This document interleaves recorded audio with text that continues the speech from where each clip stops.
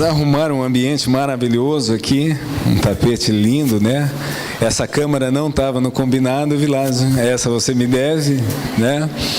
Mas eu gostaria realmente que quem está desajeitado pudesse novamente, foi ajeitado, fique à vontade, se quiser mudar de lugar e fique de frente, que brevemente eu possa contar um pouquinho do meu relato, da minha história. Grande parte dela já foi falada através da vida de outras pessoas. Em 2008, em 28 de novembro, eu chego para um jantar dessa Associação de Homens de Negócio do Evangelho Pleno. E eu cheguei naquela noite derrotado, frustrado, quebrado financeiramente, com meu casamento acabado, totalmente desrespeitado pelos familiares, pela sociedade, totalmente frustrado emocionalmente. Talvez você não chegou assim, espero que não tenha chegado assim, mas essa foi a minha situação que eu cheguei nessa associação. E um detalhe: eu só fui nesse jantar porque a pessoa que me vendeu um convite usou uma estratégia. Ela me deu os convites para mim, para minha esposa, e disse: se você não for, você paga.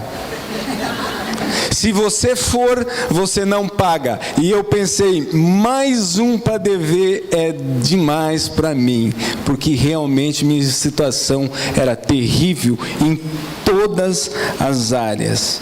E eu ouvia ainda Osni, prazer revê-lo, eu ouvia que nada está tão ruim que não possa piorar. Mas eu estou aqui nesta noite para dizer para você que a solução para todas as coisas, para tudo há solução em vida. Eu nasci em 1969, em junho de 69, na cidade de Medianeira, e eu nasci de uma família onde nós não tínhamos problemas. Nós não tínhamos problemas financeiros, nós não tivemos problemas de saúde, com doenças crônicas, degenerativas, nós não tivemos problemas de financeiro, nós tínhamos comida suficiente, eu tinha roupas suficiente, eu tinha as minhas roupas, nunca usei roupa rasgada, tênis rasgado, eu nunca precisei disso. Além disso, a minha família era uma família que tinha afeto, tinha amor, e eu não tinha esse problema emocional, eu nunca enfrentei. Estudei em escolas particulares e fui sempre muito bem instruído pelas melhores escolas, melhores professores. E eu te pergunto, como que eu cheguei àquele ponto da minha vida, como eu cheguei em 2008, naquele jantar? Uma pessoa que tinha tudo para dar certo, Cláudio, tudo, mas de repente começou a se perder e a perder o foco e fazer coisas erradas que considerava certo.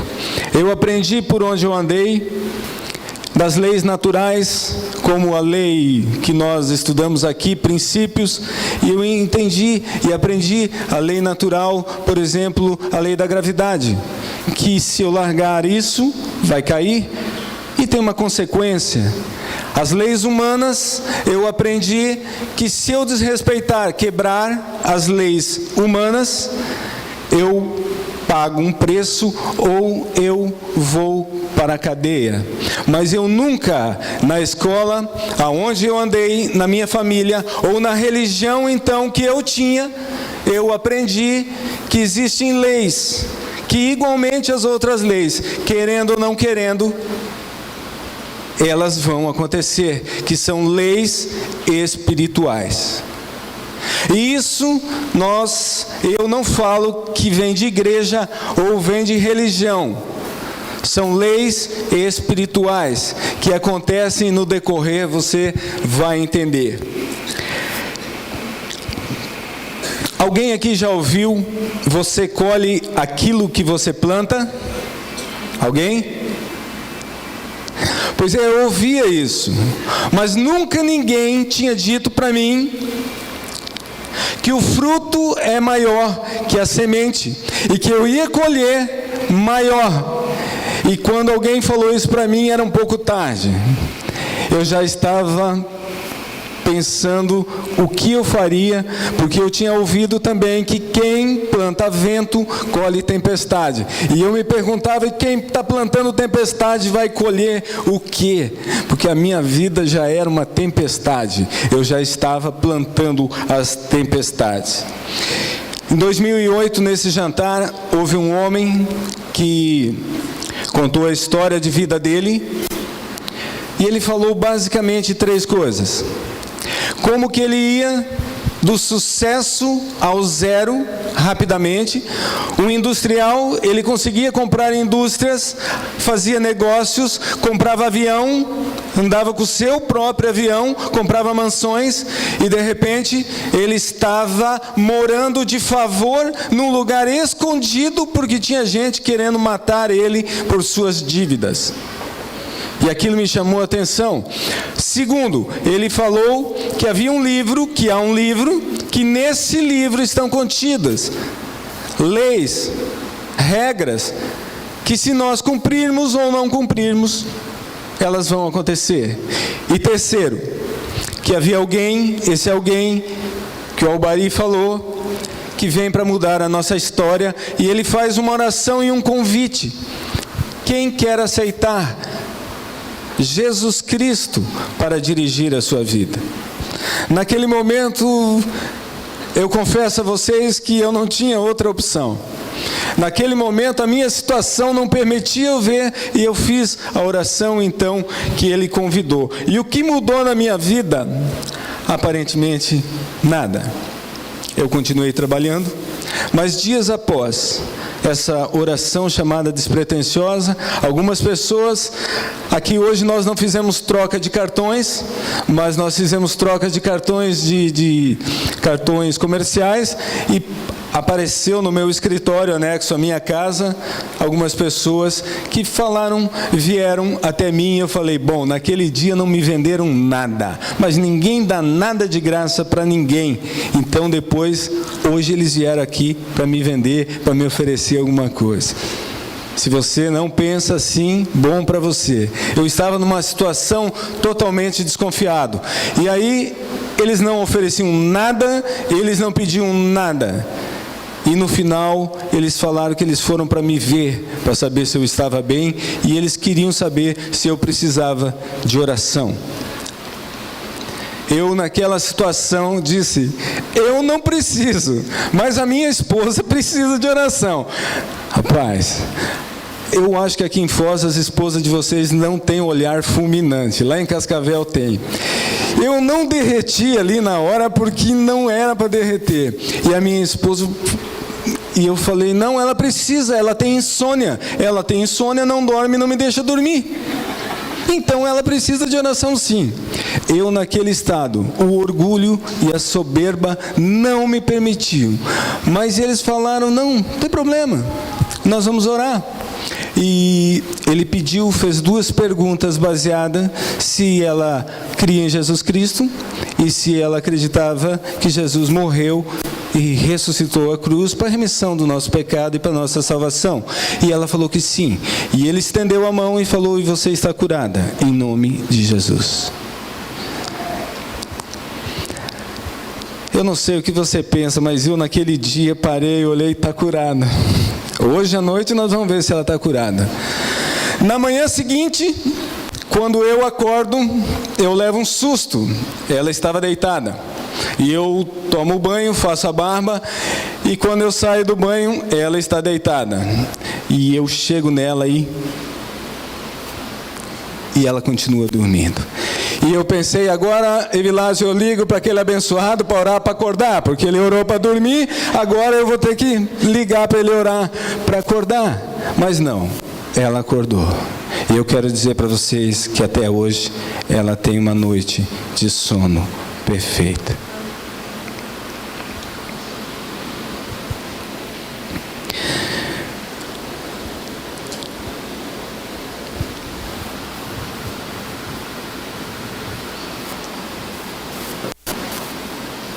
Mas todas as vezes que eu encontrava com eles, eles diziam algo que eu não entendia. E nesse dia ele disse: conhecereis a verdade e a verdade vos libertará. E eu pensei: mas eu sou livre. Mas esse homem não sabia e não podia saber, porque somente eu sabia que eu buscava a verdade. E eu pensei: aonde eu vou encontrar a verdade? O que eu vou fazer na minha vida? No que eu vou acreditar? Porque eu pensei: vou acreditar na ciência, que não tem respostas para as coisas que eu preciso. Eu estou num vazio muito grande, a ciência não responde. A ciência não me diz quem eu sou, de onde eu venho, para onde eu vou. A ciência não fala. Eu pensei: eu vou acreditar no governo, nas leis do governo, agora eu vou segui-las todas e vou acreditar. Eu não achei que seria uma boa decisão. E também eu pensei: eu vou acreditar nas religiões. E eu vi que as religiões, onde tem diferença, existem conflitos, existe morte, existem guerras, aonde existem diferenças de religiões. E esse meia boca de uma coisa, um pouquinho de outra coisa, não, até hoje, como eu vivia, não fazia diferença na minha vida. Eu precisava de algo que realmente viesse mudar a minha vida, viesse fazer a diferença. Então eu procurei esses meus amigos da Donep e perguntei a eles se eles podiam orar, como oraram pela minha esposa, pelos meus negócios. E eles oraram, falaram: não há problema, Márcio, entrega teus caminhos ao Senhor, confia nele e o mais tudo ele fará. Rapaz, eu que sou preguiçoso aqui, já comecei a gostar desse negócio, rapaz. Ele diz que Deus daria a mim até nos sonhos. E disse ainda que a bênção correria atrás. Eu falei: estou começando a gostar desse negócio, rapaz. Estou começando a gostar. Mas era muito sério, porque a minha situação era difícil. Então, ele orou. E a maior rede de supermercados da região, a qual eu não tinha negócios, porque nós sabemos que nesse segmento pode haver propina. O melhor negócio nem sempre é o negócio que chega, mas o melhor negócio para o comprador. E essa rede eu não tinha negócios com ele. E então foi promovido o comprador.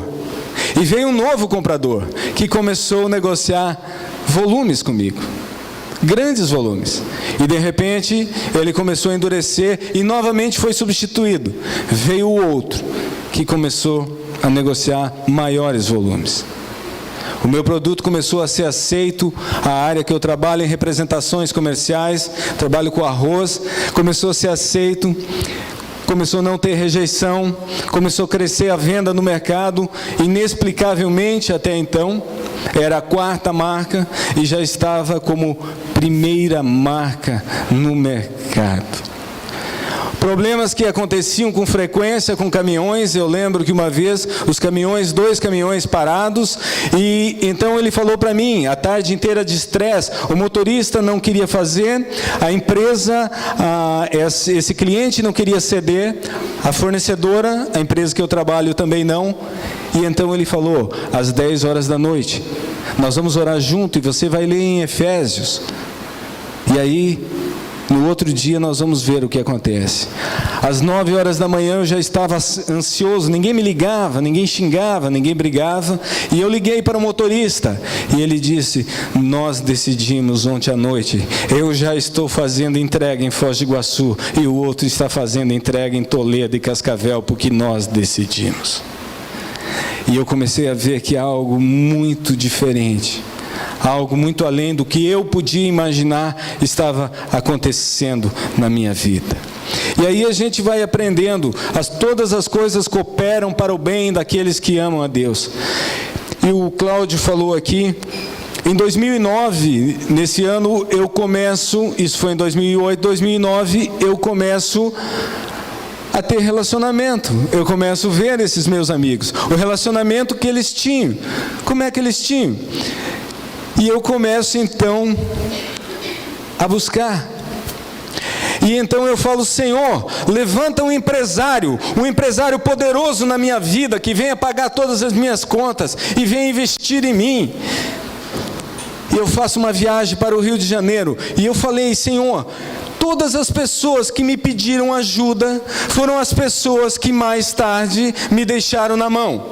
Então vamos combinar o seguinte. Olha a pretensão minha, não entendia. Falei: a pessoa que for a pessoa certa, ela vai chegar e vai dizer: Márcio, como eu posso te ajudar? E eu vou para o Rio de Janeiro e um amigo fala: Márcio, o Cláudio está viajando conosco nessa excursão e ele tem um projeto de negócios com a Argentina. E eu conversei com o Cláudio me expôs o projeto e eu esnobei um projeto ruim, o projeto dele. O projeto que na minha vida eu quebrei pela primeira vez depois de casado, porque já tinha quebrado antes, que foi quando nasceu a minha filha. Mas era um projeto, eu esnobei. E eu não dei atenção para o Cláudio. O Cláudio muitas vezes me procurou. E na viagem de volta no ônibus, o Cláudio olha para mim e fala: Márcio, como eu posso te ajudar? O Cláudio estava pior que eu, meu irmão. Ô, meu amigo. Aí eu falei, cheguei em casa, voltei da viagem, falei: tremenda coincidência, né, Deus? Eu fui falar exatamente o que nós tínhamos combinado, mas eu vou aguardar que o Senhor vai mandar um empresário. O Cláudio vem no meu escritório em Cascavel me visitar e senta comigo e diz: Márcio, como eu posso te ajudar?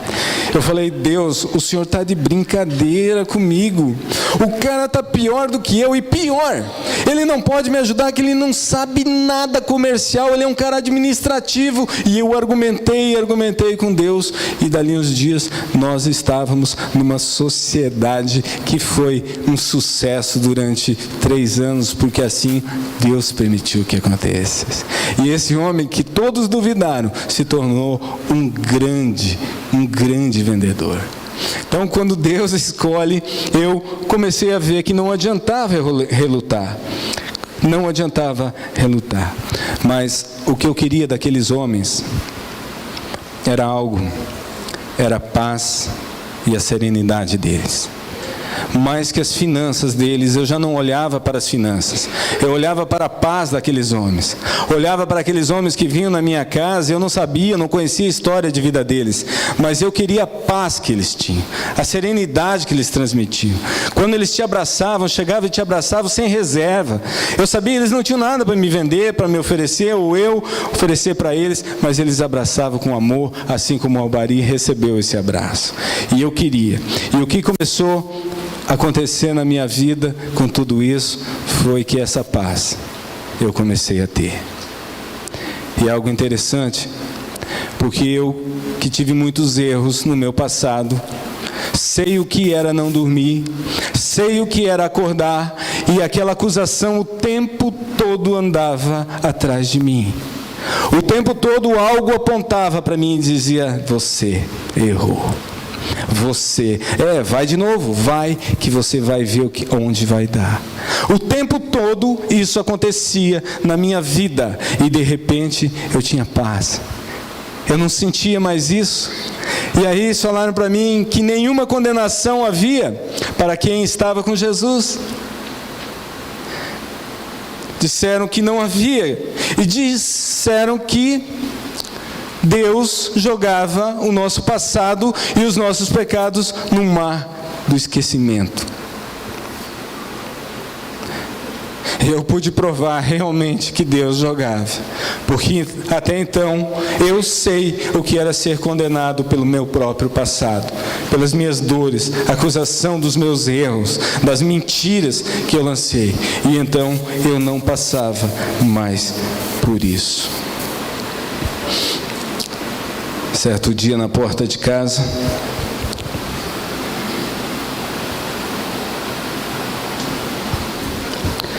para aquele que acha que tem um problema, estava o locatário, estava o agiota e o oficial de justiça, quase que simultaneamente, querendo me despejar o outro querendo tomar o meu bem, o carro.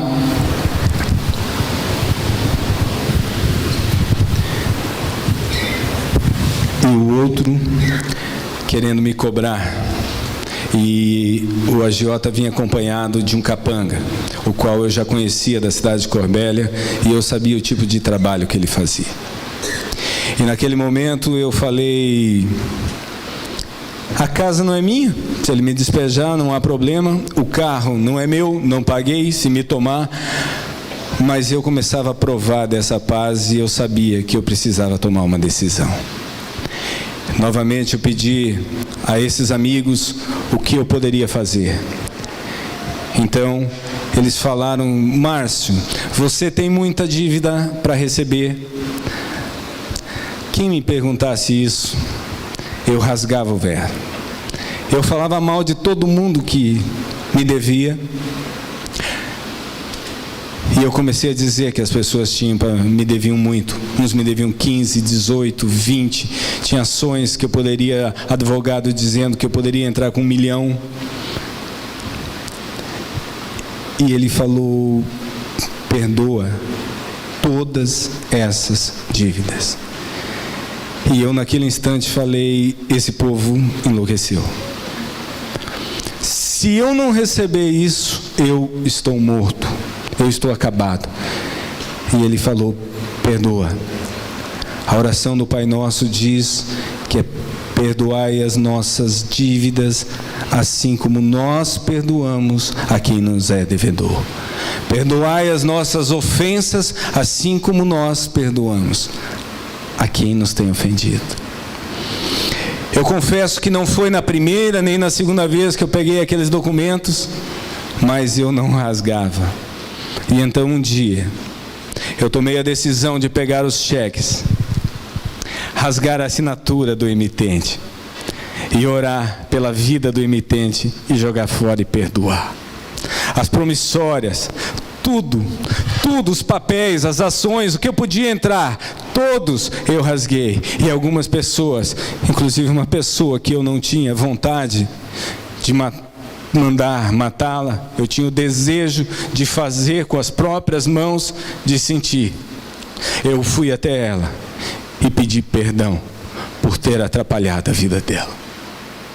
A partir desse dia, um homem com cheques devolvidos, CPF com restrições, entra no banco, faz uma proposta para o banco e diz: eu posso pagar tanto por mês, não importa quantas vezes você colocar, mas eu posso pagar tanto com 90 dias de carência. 70 dias de carência, e a minha proposta foi aceita. Mais uma vez, coincidências que não acontecem, que você sabe, começa a acontecer na minha vida. Mais uma vez.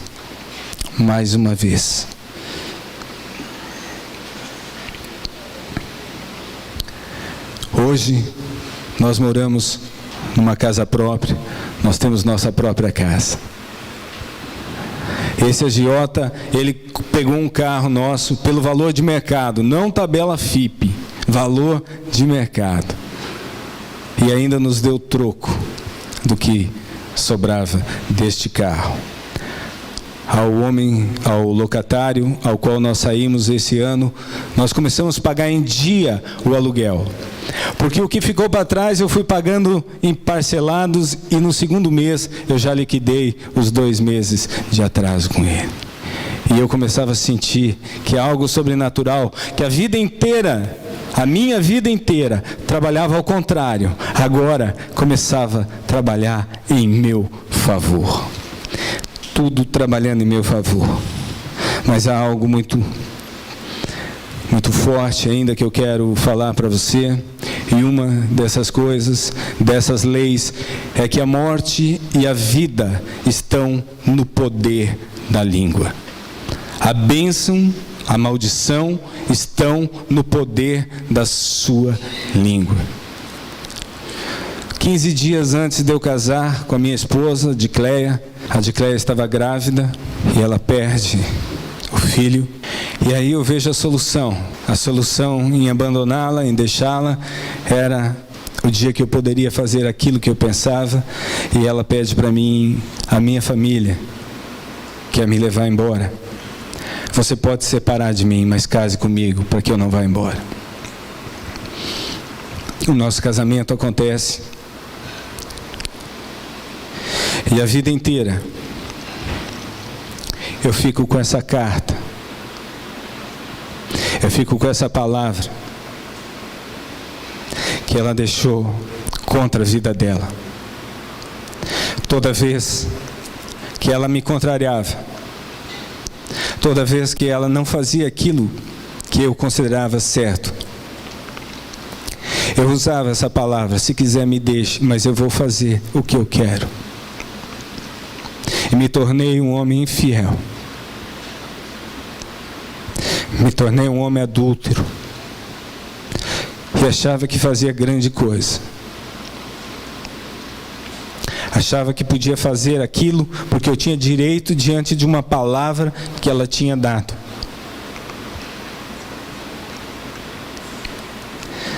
A palavra de Deus diz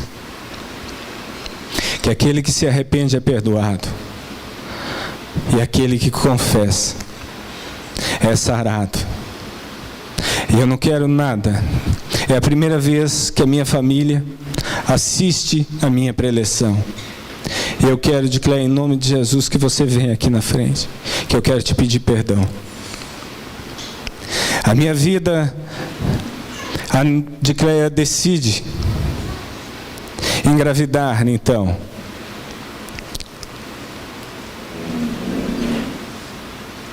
Eu quero pedir perdão por toda humilhação,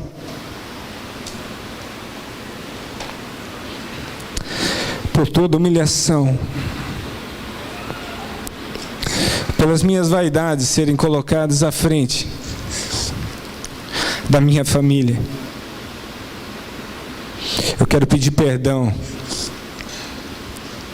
por todo o mal que eu causei na tua vida, pela depressão, pelas dores, pela insônia, por tudo. Eu quero te pedir perdão em nome de Jesus.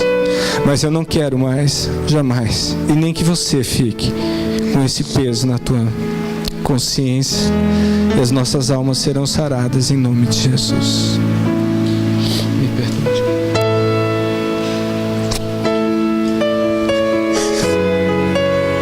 A minha filha Nicole, levanta, filha. Vem até aqui, filha, por favor.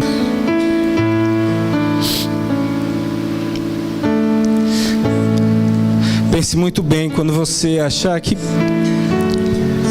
tem direito a fazer alguma coisa, jogar uma vida fora. Eu quero que vocês saudem em especial a minha filha, que hoje, 8 de fevereiro, está completando 20 anos de idade. Por favor.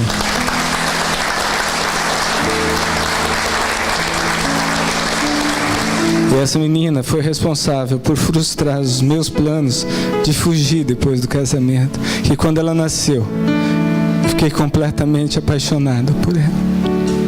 E quem conhece a minha história sabe que como eu babei. O Márcio depois veio num projeto para recuperar a nossa família. E ele não tem culpa. Ele paga um preço bem caro hoje. Mas ele não tem culpa. Ele não tem culpa. Eu quero pedir perdão para os meus filhos, porque hoje eles erram e falham. Porque eles reproduzem o pai que eles viram. Eles pagam o preço hoje porque eles reproduzem o pai. Mas essa história vai mudar, e o Márcio paga um preço muito caro. Mas essa história, a partir de hoje, nunca mais será a mesma. Nunca mais será a mesma. Eu te amo.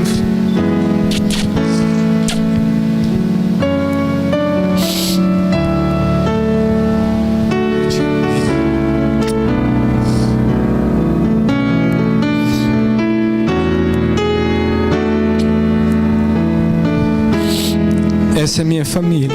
É a primeira vez que eles veem meu testemunho. Pode voltar. Obrigado. O que me entristece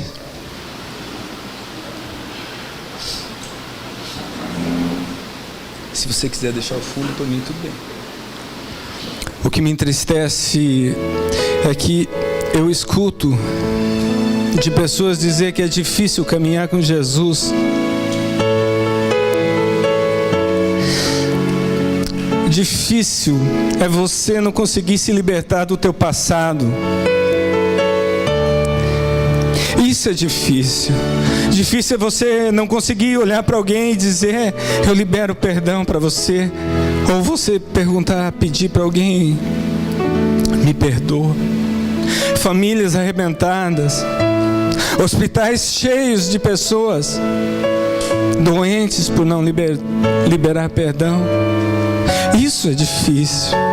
Difícil é ter uma vida de angústia que no dia seguinte você acorda e não sabe nem o que você vai fazer, totalmente angustiado, deprimido. Difícil é viver uma vida que você não tem certeza. Isso é difícil. Difícil é não poder abraçar um pai, não ter coragem de dizer para o pai: pai, eu te amo. Se você está com a tua esposa aí, pega na mão dela, com o teu filho, abraça ele. Difícil, quantos queriam ter? Pergunta para uma mãe, para um pai que não pode ter filho, o que é um filho.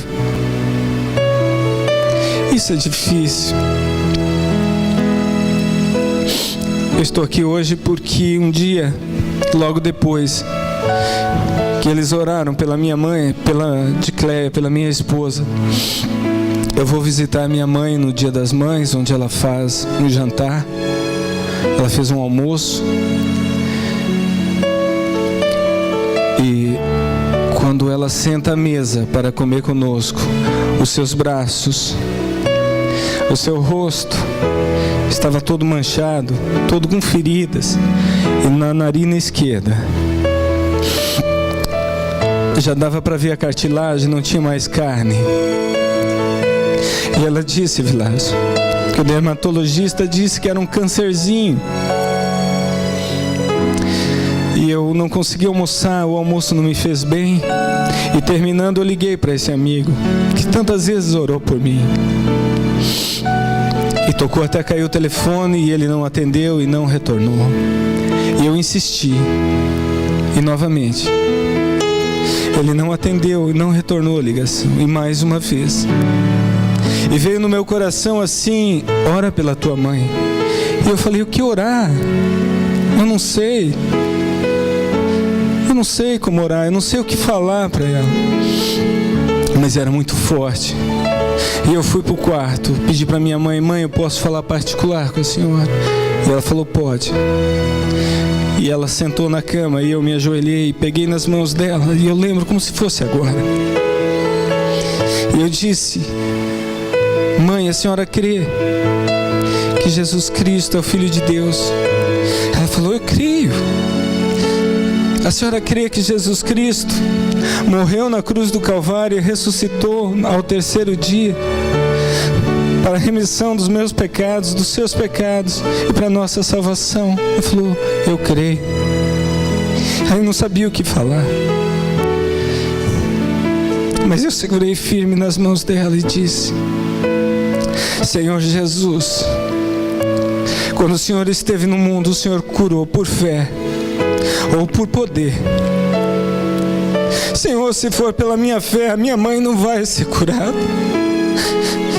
Cura pelo teu poder, que por onde eu for eu quero testemunhar do teu amor e desse poder. E em 5 dias a minha mãe estava completamente curada. 5 dias para a carne preencher, para nascer a carne cicatrizar. E eu estou aqui hoje justamente para dizer para você que existe alguém que te ama e que jamais vai abandonar você. Você pode abandonar, mas mesmo assim Ele jamais vai te abandonar. Eu convido a todos a se colocarem de pé. Perdoem Perdoem quem vocês têm que perdoar. Não deixe para amanhã. Declarem o seu amor a quem vocês têm que declarar. Feche os seus olhos, feche seus olhos. Ninguém precisa cuidar ninguém. E repita comigo: Senhor Jesus, eu te recebo no meu coração e te aceito como meu único e suficiente Salvador. Eu creio que morreste na cruz do Calvário e ressuscitaste ao terceiro dia para a remissão dos meus pecados e para a minha salvação.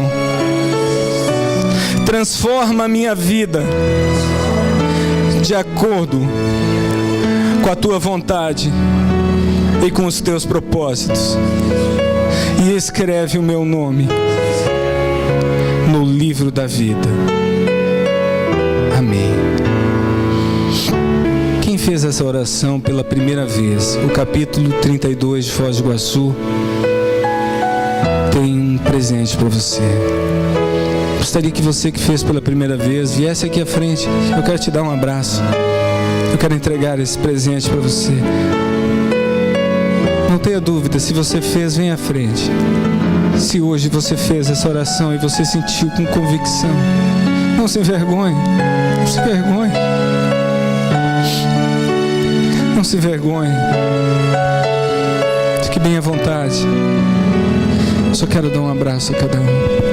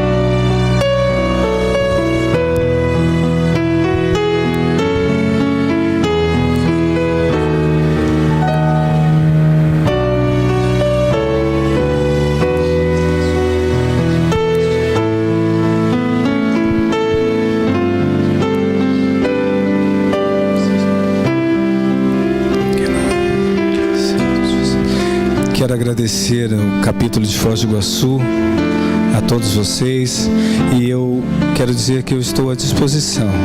Aquele que sentir que quiser uma oração. Deus me curou de amidalite, Deus me curou de dermatite, Jesus operou meu joelho cruzado sem cirurgia. Eu não conseguia dobrar a perna direita. E além de tudo isso, Ele me presenteou com uma unção de cura. E eu estou à disposição depois do jantar. Para aquele que assim quiser uma oração, estou à disposição. Muito obrigado e que Deus abençoe todos vocês.